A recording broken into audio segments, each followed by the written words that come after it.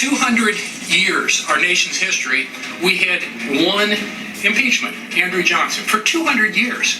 And now in less than 50 years, we're on our third, which is really unfortunate, I believe. I think they're lowering the bar. They're making this too routine.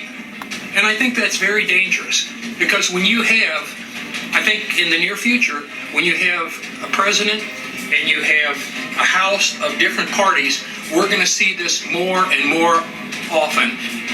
Well, if the Republicans want to talk about Andrew Johnson, let's talk about Andrew Johnson. My next guest pointed out in an epic Twitter thread this week that there's a lot from the impeachment of Andrew Johnson 151 years ago that is more than relevant right now. Joining me now is Michael Harriot, senior writer for TheRoot.com. Thank you for being back with me. And I'm going to start by reading you some of this Twitter thread, which was epic. And you wrote about Andrew Johnson. Johnson was also dumb. Seriously, he might be the only president dumber than Trump. After he became president, he went around the country holding political rallies where he just talked about himself and vilified his opponents. In one speech, he referred to himself 200 times. He even called his opponents traitors and called for them to be hanged. The disastrous swing around the circle tour was one of the major reasons Republicans were wiped out in the 1866 elections. Does it sound familiar? Well, it turns out it does. Donald Trump tweets, the so-called leaks coming out of the White House are massive over-exaggeration, blah, blah, blah, traitors and cowards, blah, blah, blah. What other sort of symmetries are there that you could find between Trump and Mr. Johnson?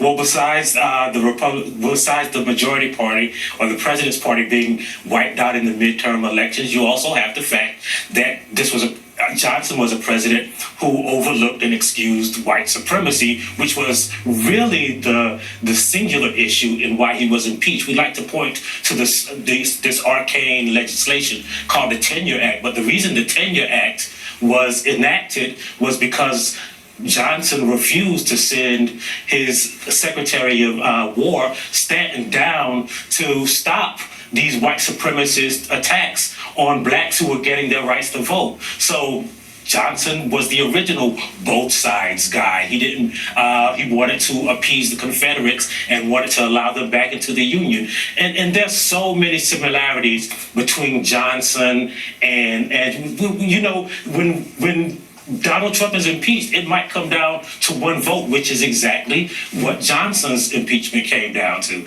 And so there are so many similarities in between these two presidents, and it turns out both of them got impeached. And you know, the thing is, I think that people forget, because it's so arcane in history, that the thing about Andrew Johnson to remember is, as you said, he was the running mate for Abraham Lincoln as sort of a bipartisan ticket. But after Lincoln was assassinated, he wanted to excuse the South. Like, he wanted to stop black people from becoming full citizens.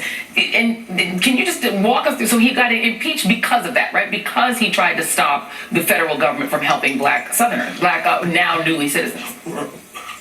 Right, so after Lincoln was assassinated, Johnson became president. And you have to remember, Lincoln tried to keep the Union together by choosing a running mate from the opposite party. So Johnson was a Southern white Democrat who was a slave owner.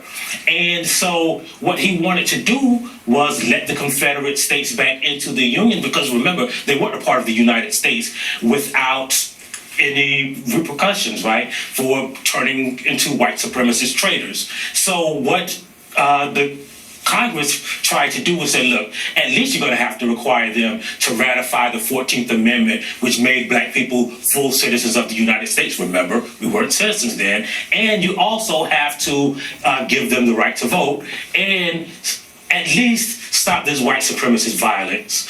And Johnson refused to do that. And his Secretary of War was going to go down there and do it, because remember, most of these attacks were on black Union soldiers. And the two particular ones that were most egregious was in New Orleans and Memphis, where people just attacked black Union soldiers in New Orleans for trying to vote, and in Memphis for just existing.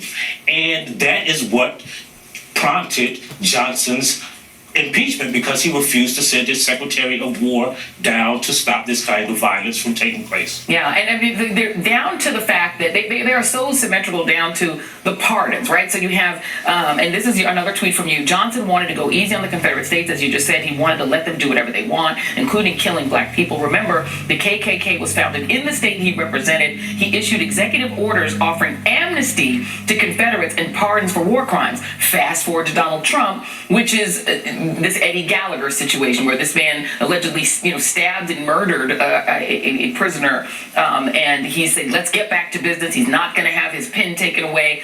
So there is a lot of sort of symmetry between them. But can you talk about the two parties flipping? Because I think that's a key part of it. A lot of people hear that and they think of the current Democratic and Republican parties.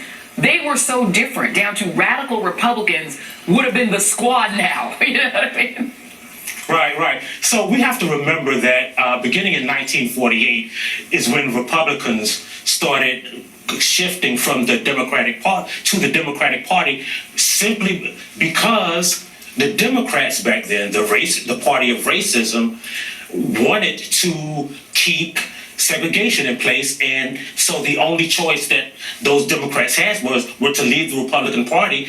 And first they tried to become what they called Dixiecrats. That didn't work. They didn't have enough power, so they joined the Republican Party, and that's how the Democrats of back then became the Republicans of today. Yeah. And so they were always the party of racism. And back then, there was a group of senators led by Senator Stevens, who really wanted to give blacks the right to vote and all of their rights. And one of the reasons that we have all of these constitutional amendments, the 13th Amendment, which eliminated slavery, the 14th Amendment, Yep. which gave black people the right to be citizens, the 15th Amendment, which gave black people and all people the right to vote, was because Stevens really wanted to eliminate all of that with one sentence, which said, all people are equal under the law. Yeah. Johnson wouldn't have it. And that's why Stevens' version of the 14th Amendment never became the law. And that's also why a lot of the Republican senators in the impeachment trial acquitted Johnson, because there was this divide between Stevens' branch of the Republicans and what they call the moderate Republicans. Yeah. And so that's how Johnson didn't get ousted from the presidency, even though he was a white supremacist. By one vote. History is fascinating. Thaddeus Stevens, very underrated. Thank you very much. And Michael Harriot, you are great. Thank you so much. Really appreciate you being here. Thank you for having me. Thank you very much. And coming up, now that you know more about Andrew Johnson, I'll tell you more about another disgraced president. That is next.